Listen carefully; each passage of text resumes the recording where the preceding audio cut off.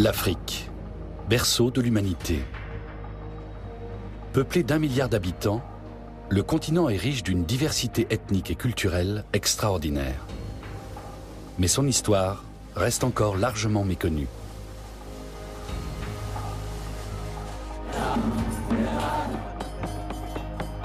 Cette lacune commence peu à peu à se combler, car au cours des dernières décennies, historiens et archéologues ont fait de prodigieuses découvertes.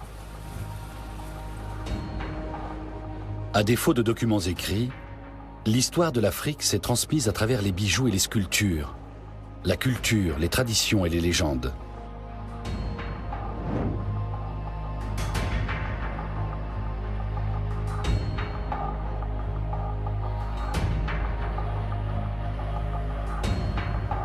Je m'appelle Gus Casely-Hayford. J'ai étudié pendant de longues années la civilisation, l'art et l'histoire du continent africain. En tant qu'historien de l'art, j'ai l'habitude de faire parler les objets du passé. Je veux remonter le temps et découvrir ce que sont devenus les anciens royaumes d'Afrique.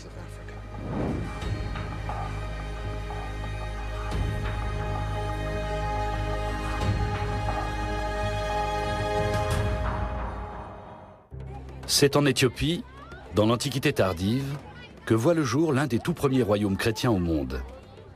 Vous vous souvenez peut-être du mythe biblique de la reine de Saba et de sa visite au roi Salomon à Jérusalem.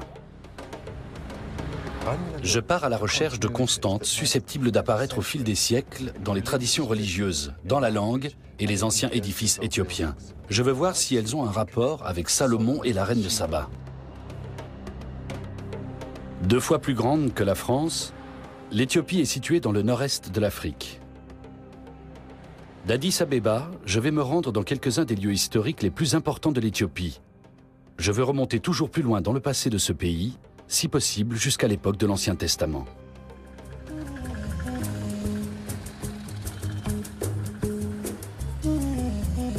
Abtamu Mamo va m'accompagner dans ce voyage. Nous sommes dans l'une des villes commerçantes les plus importantes du pays.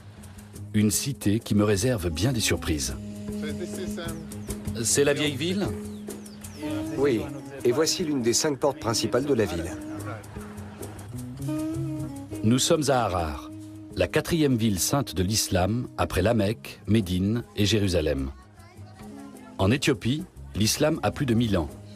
Son importance culturelle et historique est comparable à celle du christianisme. Quand je pense à l'Éthiopie, j'ai toujours en tête ces terribles images de la famine qui a ravagé le pays dans les années 80. Mais sur le marché d'Harar, aucune trace de pénurie. La faim est un fléau relativement nouveau en Éthiopie. Le haut plateau éthiopien a toujours été un véritable grenier à grains. Ici, on trouve plus de produits agricoles que dans n'importe quel autre pays du continent africain. Dans cette région, l'encens pousse à l'état sauvage. Sensationnel. Et on fait quoi avec de l'encens?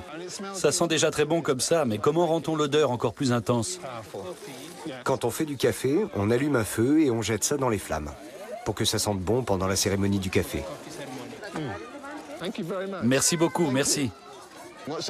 Comment ça se dit dans votre langue? Amasekenado. Amasekenado. Désolé pour mon accent anglais.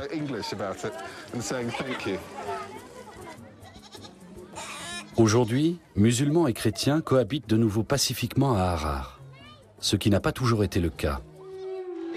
Mais commençons par le commencement, ou presque. C'est une date cruciale dans l'histoire de l'Éthiopie. Février 1974, le putsch de l'armée éthiopienne. 6 mois plus tard, l'empereur Haïlé Sélassié est détrôné.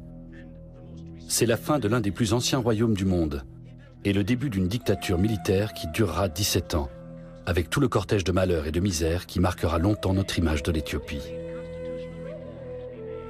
Haïlé Sélassié était le dernier empereur d'une dynastie qui prétendait que ses racines remontaient à 3000 ans.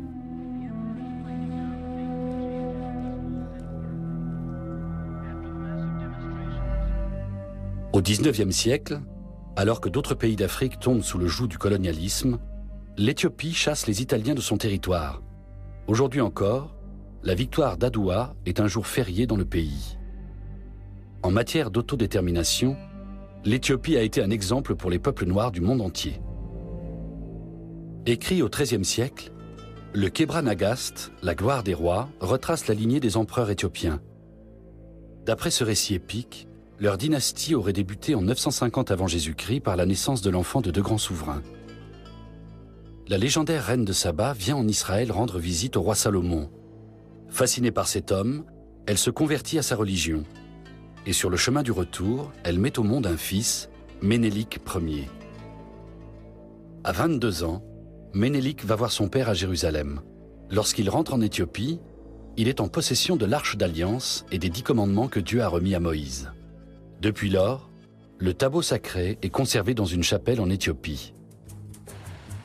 Légende ou vérité? Quoi qu'il en soit, dans la région, on vend de l'encens depuis 2000 ans. Et la culture du café remonte ici au IXe siècle.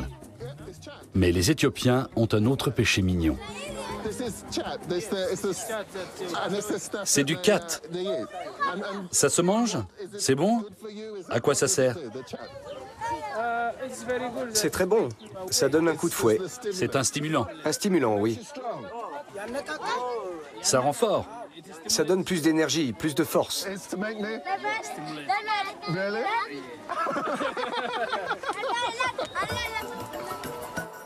Mais le khat est également utilisé par les mystiques musulmans lors de leurs voyages spirituels.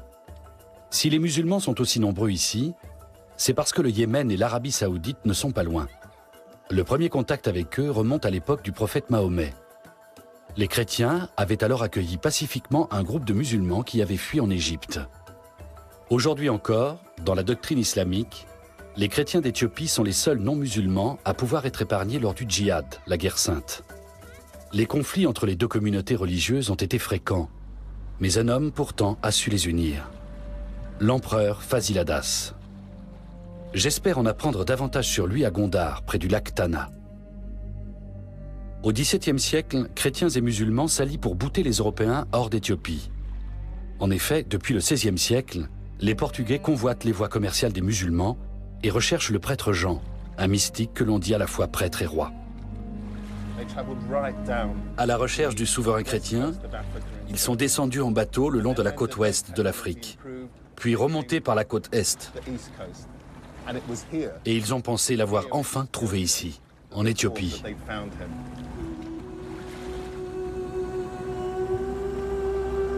Au final, il s'avère que le prêtre Jean n'existe pas.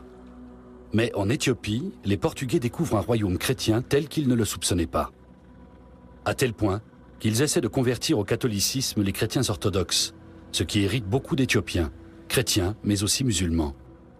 Vers 1630, ils se regroupent sous la bannière de l'empereur Fasilidas pour chasser les Portugais et leurs prêtres jésuites de leur pays.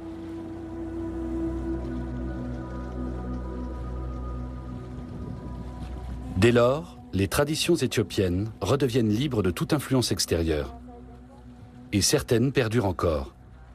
Ici, les barques en papyrus comme celle-ci sont utilisées depuis des millénaires.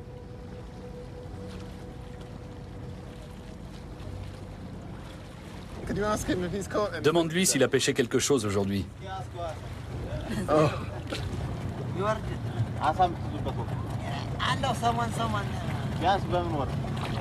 Tu peux lui acheter du poisson.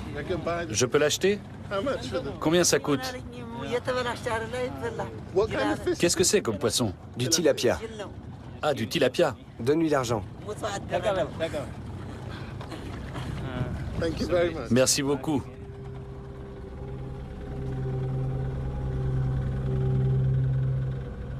Située sur la rive nord du lac Tana, Gondar était la capitale de l'Éthiopie au XVIIe siècle. La ville est dominée par une imposante citadelle qui a été construite précisément par l'empereur Fasilidas.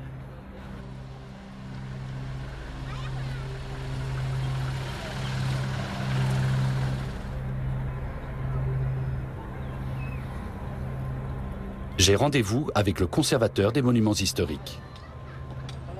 Bonjour Gus. Bonjour Getch, enchanté. Enchanté. C'est spectaculaire. Ce que vous voyez là, c'est une authentique citadelle africaine.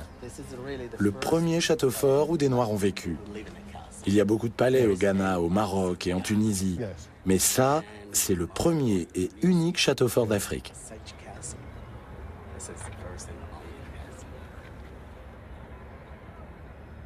L'homme qui l'a fait édifier était bien décidé à défendre l'indépendance de l'Éthiopie.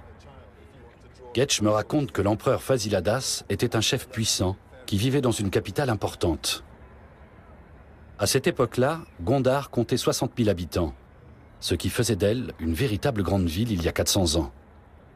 Avec cet édifice, Fasilidas faisait étalage de son pouvoir, mais il rappelait aussi sa filiation avec le roi Salomon et le peuple de l'Ancien Testament. Je vois une étoile de David là-haut. Oui, effectivement. C'est l'étoile de David. Parce que les premiers rois éthiopiens croyaient que leur famille était des descendants de Salomon. Et Fasilidas était l'un d'eux.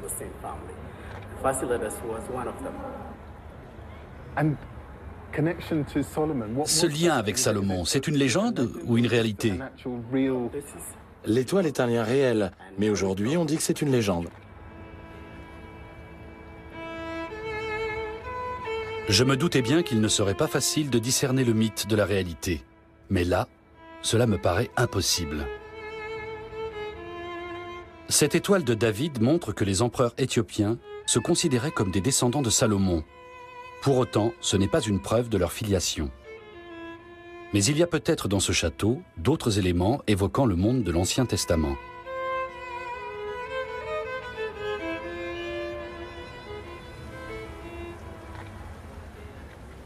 Pour moi, la meilleure façon de comprendre un édifice, c'est de le peindre.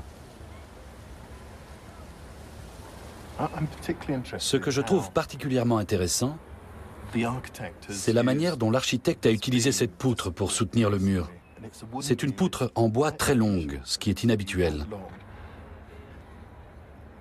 Sa réalisation renvoie peut-être à une époque antérieure, où les poutres comme celle-ci servaient à soutenir des murs composés de petites pierres irrégulières.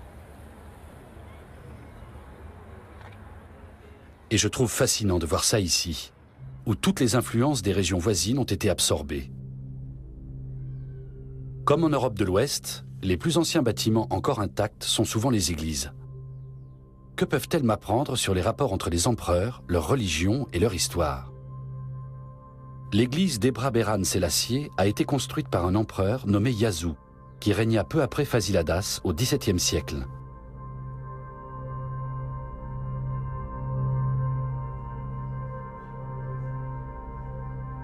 Ces étonnantes peintures murales sont complètement différentes de celles que l'on trouve dans les églises européennes ou dans les églises de missionnaires en Afrique. Ces dessins ont été peints sur des tissus apposés au crépi en terre glaise. C'est comme si l'empereur Yazou avait voulu dire à ses sujets qu'il veillait sur eux. Des anges ont été peints sur la voûte comme pour protéger les croyants.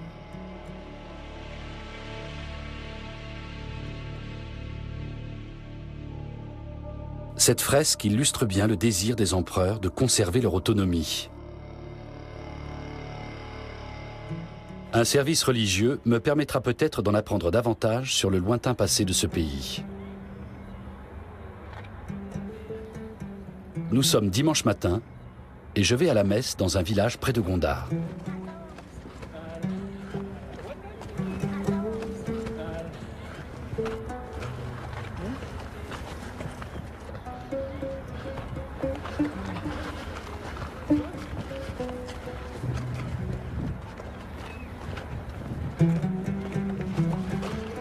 On m'a dit qu'ici, la Bible était lue en guèze, l'ancienne langue du royaume d'Éthiopie.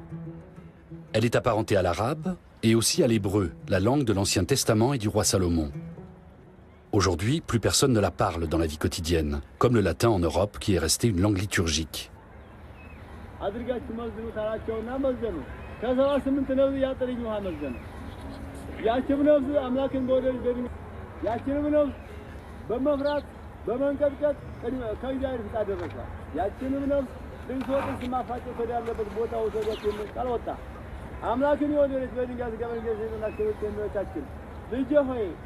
Les fidèles se rassemblent devant une grotte qui a une grande signification pour cette communauté.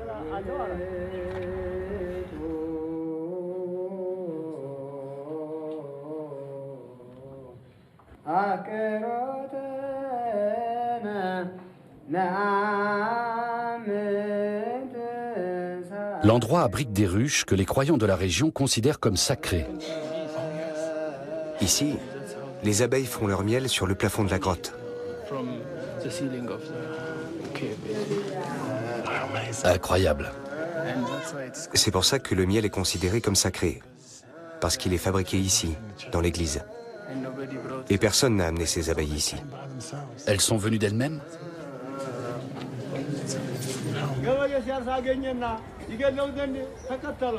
On dit que pour les Éthiopiens, le miel est sacré et royal.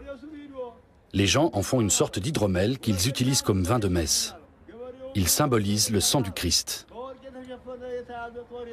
En tant que descendants du roi Salomon, les souverains éthiopiens considéraient qu'ils étaient du même sang que le Christ. L'hydromel distribué pendant la messe représente donc également la lignée de la famille royale.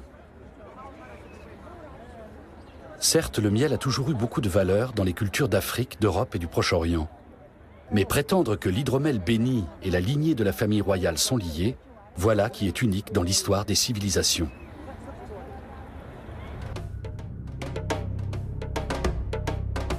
Pour en savoir plus, je dois pénétrer jusqu'au cœur de l'Éthiopie.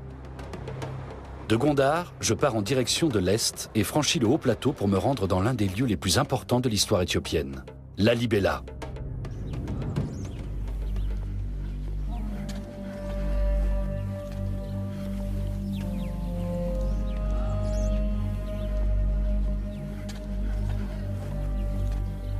Voici l'une des 11 églises monolithes de Lalibela. Toutes ont été taillées, creusées à même le roc. C'est incroyable. Ces édifices hors du commun ont été construits par l'empereur Lalibela. Le Kebra Nagast, un récit épique rédigé 100 ans après son règne, décrit Lalibela comme un intrus, un membre de la dynastie rivale, qui ne pouvait se prétendre de la lignée de Salomon. Mais Lalibela déclarait que Dieu lui avait demandé de construire ces églises. En les édifiant, il légitimait son titre d'empereur puisqu'il accomplissait l'œuvre de Dieu. C'est totalement époustouflant, unique en son genre. Et pas seulement d'un point de vue architectural. Qu'est-ce qui peut pousser quelqu'un à réaliser ce genre de choses ?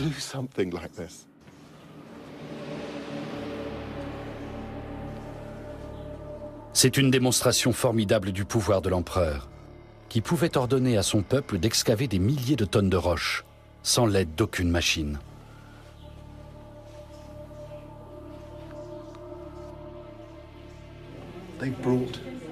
Il y a ici des représentations, des influences issues de toute la chrétienté, et même de plus loin.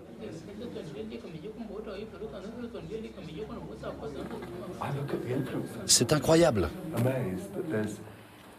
Il y a même un aigle à 2 têtes, comme on pouvait en trouver à Constantinople. Là, il y a une étoile de David, avec une croix à l'intérieur. Et sur la frise surmontant l'arc, des œuvres rappelant des icônes grecques. Cette église réunit de façon surprenante différentes influences culturelles. Cet édifice est un joyau, et sa splendeur donne aux visiteurs le sentiment de se trouver dans un nouveau centre de la pensée religieuse. Une nouvelle Jérusalem.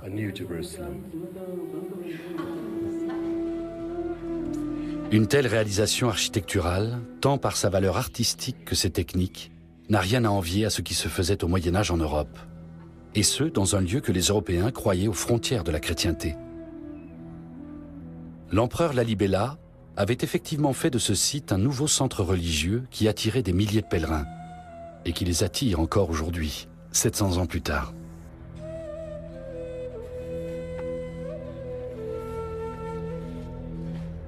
Ici, je trouverai peut-être une autre piste.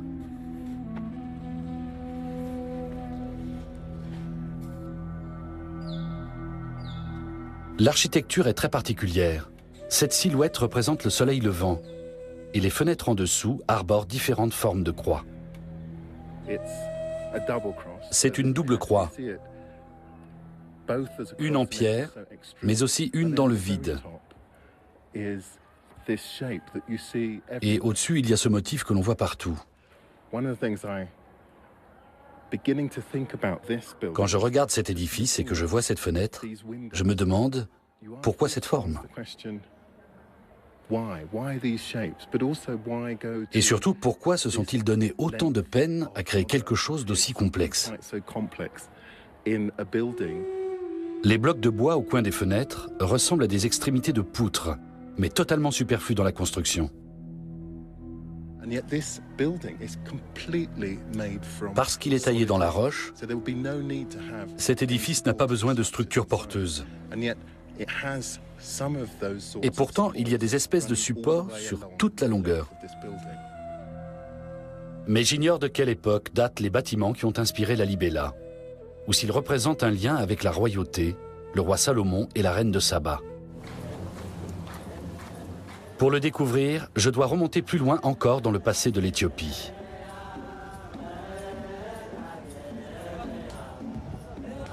C'est l'un des lieux habités les plus anciens du monde.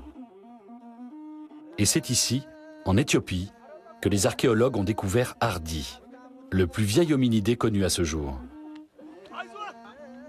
L'âge de ces restes est estimé à plus de 4 millions d'années. On y découvre que certaines choses qui nous semblent banales peuvent être très anciennes. Situées dans la province du Tigré, ces terrasses sont cultivées depuis 3000 ans. À l'époque précoloniale, l'Éthiopie était le seul pays d'Afrique subsaharienne à utiliser des charrues tirées par des bœufs. Je veux m'essayer à cette technique vieille de 3 millénaires. Ça n'a pas l'air si difficile que ça.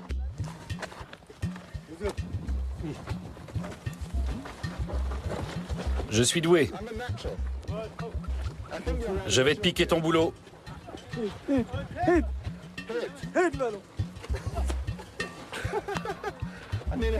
Ça a failli me crever un œil. Comment je les arrête? Comment je fais pour... Stop!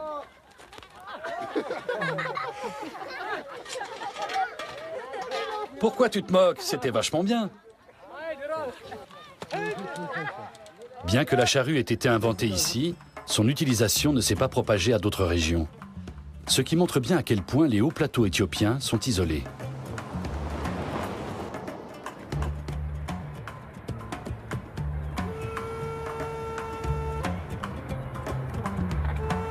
Nous sommes à 3000 mètres d'altitude.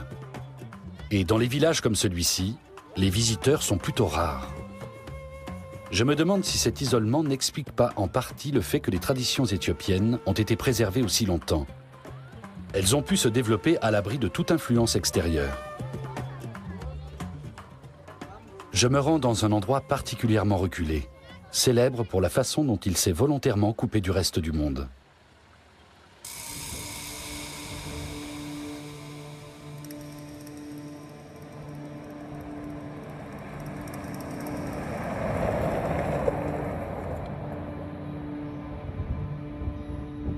Debre Damo est situé dans l'extrême nord de l'Éthiopie.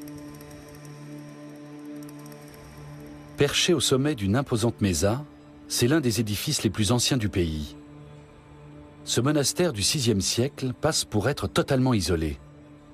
Une réputation justifiée. Il est accessible uniquement à l'aide d'une corde en peau de chèvre, tendue sur la paroi rocheuse. Je devrais peut-être faire une prière pour mettre toutes les chances de mon côté. Bonne chance, Aptamou. Merci.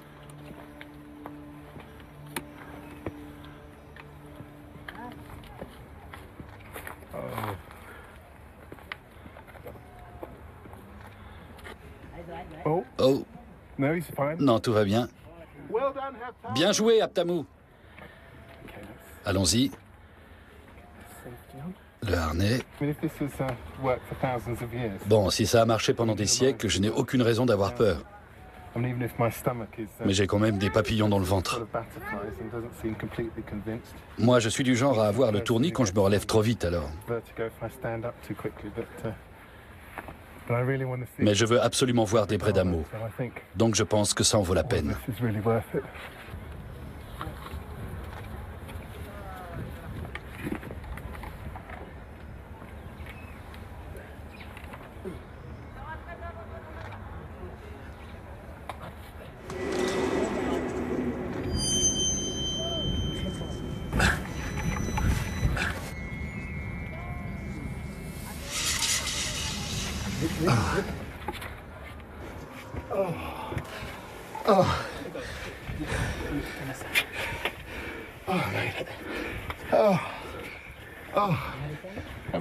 Ça ne devait pas être très élégant à voir, mais je m'en fiche.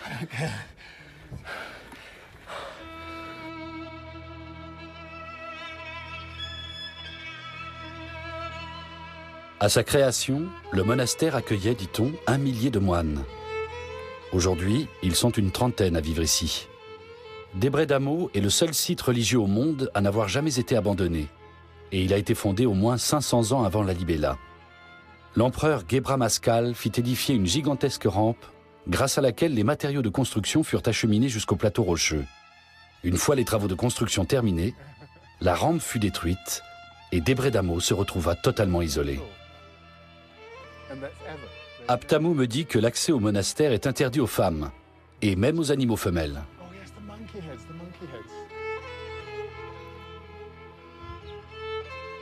L'isolement prolongé de Debre Damo pourrait peut-être m'aider à trouver des indices sur l'origine du royaume d'Éthiopie.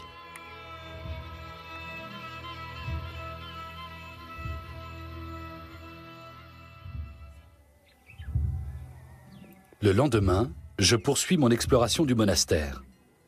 Je suis captivé par cet édifice du VIe siècle, construit en pierre de petite taille.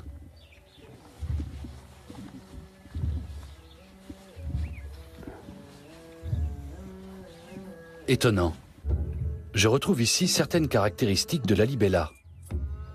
À croire que les architectes de Lalibela et de Gondar ont travaillé sur le même canevas.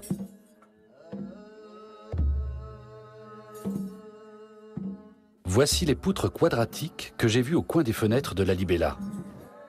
La forme du soleil levant est présente elle aussi.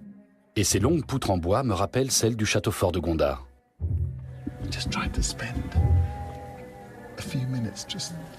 Je veux réfléchir quelques minutes à l'assemblage de ces poutres apparentes, qu'on appelle têtes de singe. Je crois que ce sont les extrémités de sortes d'haltères en bois, posées sur les poutres transversales.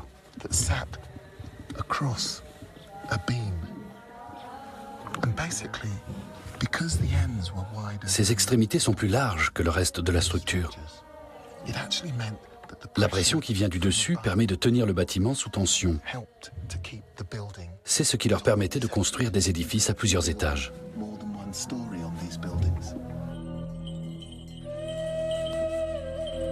Une technique impressionnante. Il est clair que dans ce pays, les styles de construction se sont développés dans une certaine continuité sur près de 2000 ans. Un phénomène unique en son genre.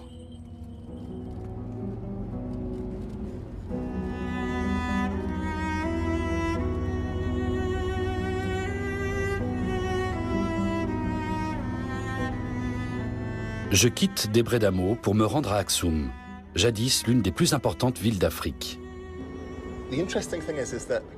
À l'époque où le monastère de Debre Damo a été fondé, Aksum était une ville immense et prospère. Le livre que je suis en train de lire dit qu'à son apogée, Aksum était un gigantesque marché de l'ivoire et que des gens venaient des 4 coins de l'horizon pour commercer avec ce puissant empire. Intitulé Le périple de la mer Érythrée, l'ouvrage en question est une sorte de guide de voyage datant du 1er siècle. Il décrit Aksum comme une ville prospère où règne une grande activité. D'autres écrits citent le royaume d'Aksum parmi les 4 plus importantes puissances au monde, avec l'Empire romain, la Perse et la Chine. Compte tenu de son importance à l'époque, il est étonnant de voir à quel point nous ignorons son histoire. D'autant plus qu'Aksum peut se targuer d'une certaine gloire. Car derrière ces murs reposerait l'un des fondements de la tradition judéo-chrétienne, l'arche d'alliance renfermant les 10 commandements.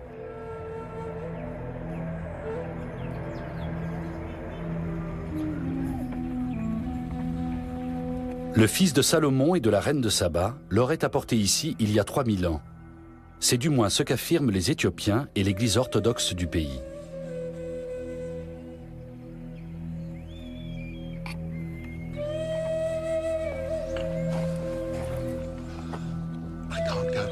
Je ne peux pas aller plus loin, car l'arche d'alliance serait ici, dans cette chapelle.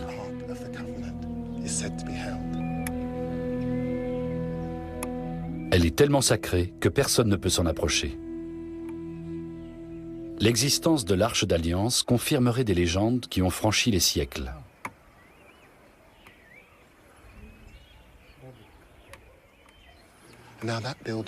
Cet édifice semble bien neuf, mais venez voir par là.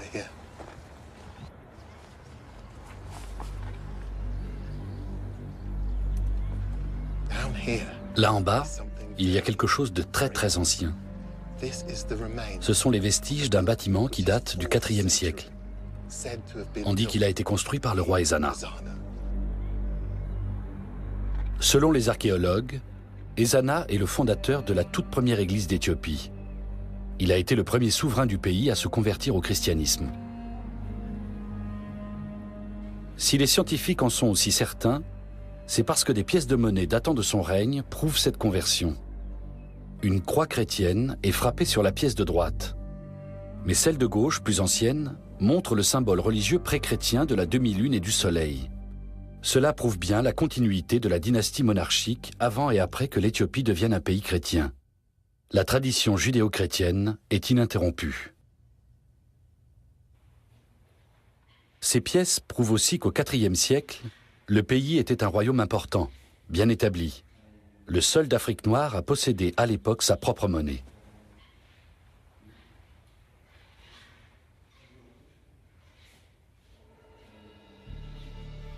Mais ces pièces de monnaie ne sont pas les seuls objets à témoigner de l'importance d'Aksum au début de l'ère chrétienne.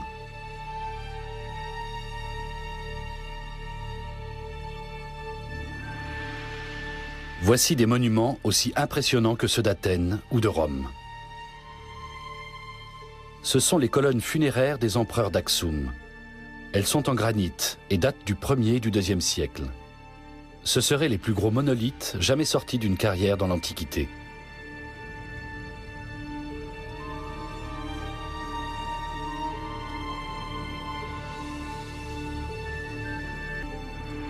Le plus haut mesure plus de 30 mètres et pèse 500 tonnes. Yirgalem Ficea me montre ces colosses qui ont l'air comme neufs, 2000 ans après leur érection. Ils représentent les magnifiques édifices où, selon la croyance, les empereurs allaient habiter dans l'au-delà, des gratte-ciels de l'immortalité en quelque sorte.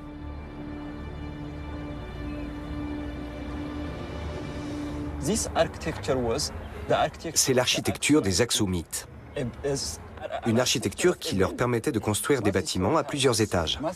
Je vois. Et ça, qu'est-ce que c'est? Des poutres en bois. Les Aksumites ont d'abord utilisé le bois pour leur construction et après du granit. Ces formes circulaires représentent les extrémités de poutres. On a donc les fenêtres, dessus les poutres, et ainsi de suite. C'est comme ça qu'ils faisaient des bâtiments à plusieurs étages. Cette méthode de construction a été réutilisée 500 ans plus tard à Debre Damo. Et 1000 ans après, elle a inspiré ceux qui ont taillé les églises de Lalibela dans le roc. À la cime de la colonne, on retrouve le symbole du soleil levant. Il y a une ruche ici. Oui, ici on produit du miel. On utilise le miel pour la bière locale. Un paysan qui possède une ruche est considéré comme un homme riche et béni. Et à l'époque où ces stèles ont été construites, le miel était aussi important? Bien sûr. L'hydromel de la région était bu par la famille royale.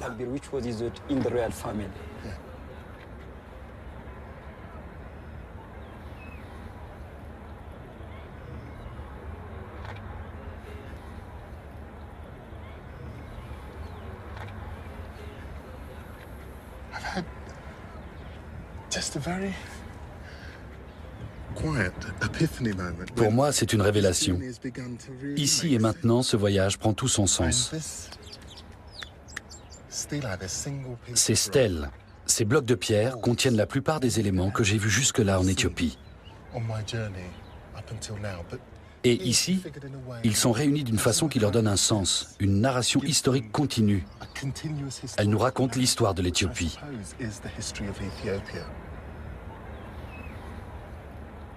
Les caractéristiques que l'on trouve sur ces stèles, les tombeaux des souverains de l'Antiquité, ont été reprises et perpétuées de façon délibérée par leurs successeurs. Nous observons à Aksum des traditions intactes qui racontent l'histoire du royaume d'Éthiopie jusqu'au début du christianisme. Mais je cherche une preuve que le royaume est encore plus ancien, qu'il remonte peut-être même jusqu'à l'époque de Salomon et de la reine de Saba.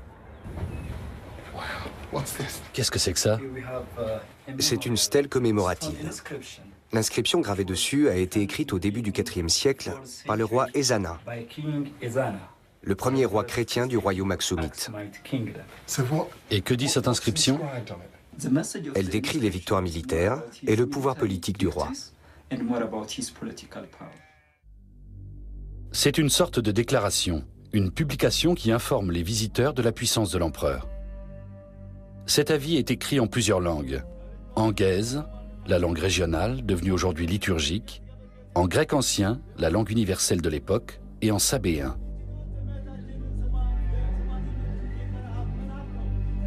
Le sabéen n'a été parlé que peu de temps, et uniquement dans cette partie de l'Afrique, ainsi qu'en Arabie du Sud. D'après les historiens, il se serait éteint au 8e siècle. Mais sa toute première apparition remonte à 1 millier d'années avant Jésus-Christ. C'est la langue de Saba, cette partie du Yémen qui serait le berceau de la reine du même nom.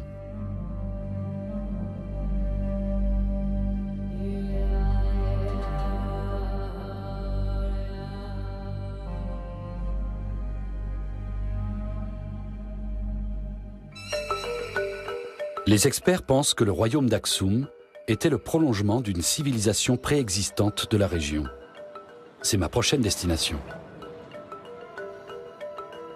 Iéa est situé à une trentaine de kilomètres d'Aksum. J'espère y trouver les preuves que je cherche depuis le début de mon voyage. Voici les vestiges d'un temple pré-chrétien. Des gens venaient déjà prier ici à l'époque où les prophètes de l'Ancien Testament travaillaient à leurs écrits.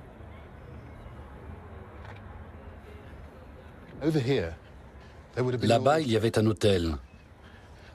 Et en dessous, il y a un puits assez profond parce que les gens faisaient des sacrifices rituels. Le sang s'écoulait probablement par ici. Les Juifs de l'Ancien Testament offraient en sacrifice des bœufs, des moutons ou des chèvres. Ça, ce pourrait être les bains, où les gens venaient se laver. Mais cet édifice donne lieu à de nombreuses conjectures. Et de fait, on ne sait pas grand-chose sur ceux qui ont bâti ce temple. Les chercheurs pensent cependant qu'il s'agit du plus ancien édifice d'Éthiopie. Il est plus ancien que tout ce que nous avons vu jusqu'à présent. Et compte tenu de l'état de ses murs, on a du mal à croire qu'il a été construit 500 ans avant Jésus-Christ.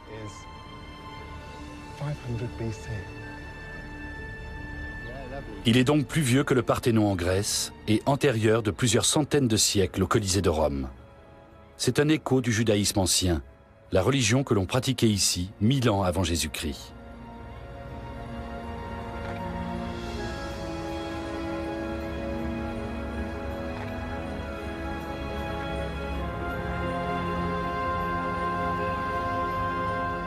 Dans ce temple ont été retrouvés des objets que je tiens absolument à voir.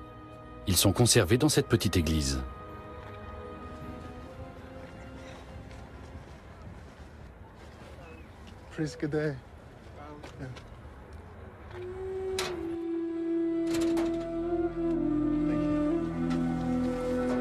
Cette chapelle renferme des écrits datant de différentes époques du christianisme éthiopien, mais aussi des objets symboles de l'époque antérieure.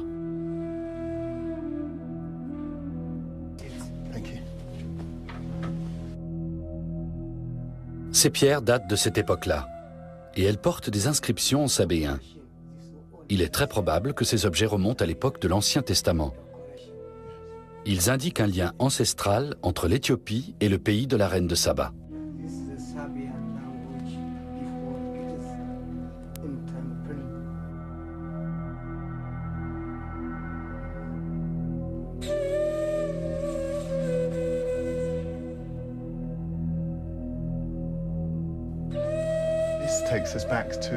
Et voilà, la boucle est bouclée. Beaucoup de gens parlent de la reine de Saba. Et là, vous me montrez une inscription qui pourrait signifier que toute cette histoire est vraie.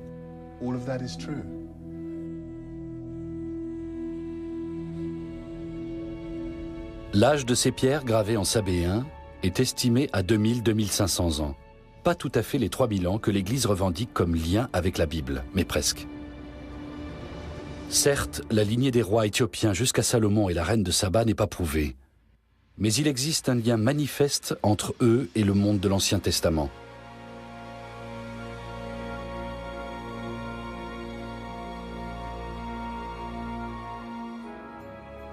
Ce qui me frappe, c'est la persistance à travers les siècles de la croyance en cette légende, intimement liée au rite sans pareil de l'Église orthodoxe d'Éthiopie.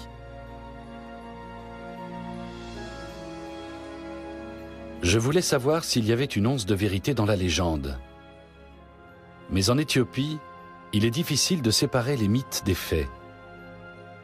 Toutefois, je pense que si la légende de la création du royaume d'Éthiopie par le roi Salomon et la reine de Saba a perduré aussi longtemps, c'est aussi parce que l'Éthiopie a toujours eu la volonté farouche de résister aux influences extérieures et de rester indépendante.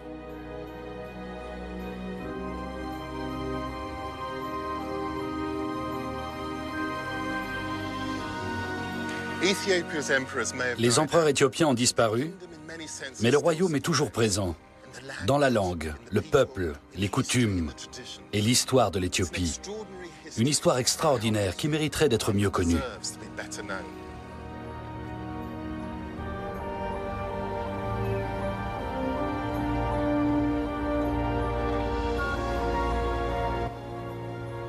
Demain, nouvelle exploration d'un royaume d'Afrique, le Zimbabwe. Mais pour l'heure, faisons un grand voyage dans la vallée du vent avec Nausicaa, superbe héroïne créée par Miyazaki.